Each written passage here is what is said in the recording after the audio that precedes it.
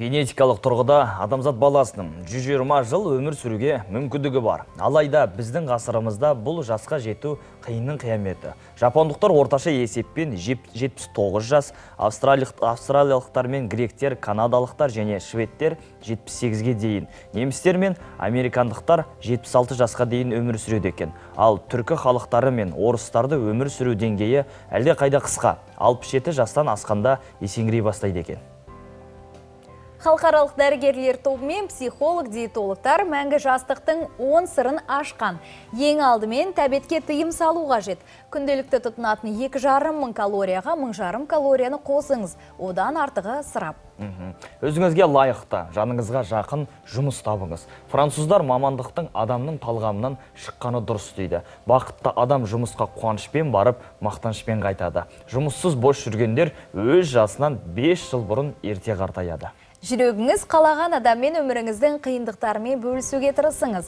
Жан дүниеңізді түсінетін жар жолда сіздеңіз. Махаббат пен мейірімділік қартаюға қарсы тұратын бірден бір күшті тәсіл.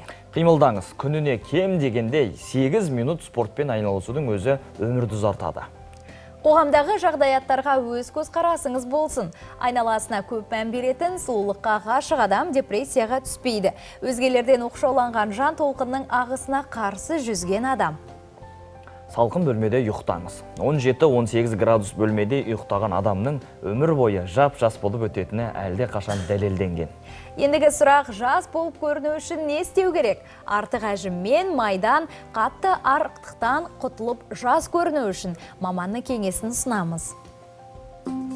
Қазіргі кезде бетке пластикалық операция жасатуға құмарақпыз, ал одан кейін күтініп, бет терісі қалпына келу үшін кейбір мамандар радио толқынды құралдардың көмегіне жүгінуді ұсынады. Мысалы, RF лифтинг пластикалық одадан кейін бет терісіндегі бұлшықет жасушаларын оятуға көмектесетін бұл процедураны көбіміз біле бермеуіміз мүмкін. Бетті алып қарайтын болса, беттегі мысалы екінші жақтың түсуі, мойын аумағында және семіздік, беттегі жәнегі бет көлемінде мысалы мұрын үшбұрышы пайда болады ғой, соны алып тастауға RF лифтинг өте жақсы көмектеседі. RF лифтингқа дейін біз массаж өтуіміз керек. Массаждың да түр-түрі болады бізде. Массаж бірінші ол лимфодренажды массаж деп аталады. Лимфодренажды массаж лимфа түйіндерін толығымен жәнегі айдап, лимфа түйіндерін жәнегі орнына қан айналымды жақсартып, RF лифтингке бізге жол ашады. Радио толқында лифтинг жалпы бет терісіне ғана жасалатын процедура емес. Денедегі бұлшықеттердің қызметін жақсартып, артық май тіндерін ерітіп, сымбатымыздың әдемі болуына да көмектеседі. Ескеретін нәрсе, егер бетте безеу болса, бұл жасалмайды және тыртықтарды кетіреді деу артық. RF лифтингтің жалпы негізгі жасалатын көлемі аптасына 1 рет жасалады денеге. Ал бетке RF лифтинг 4 күнде 1 рет жасауға болады. Бұнда жәнегі RF лифтинг уақытында адамда жедел созылмалы аурулары болмау керек. Жәнегі тұмау, грипп деп айтамыз.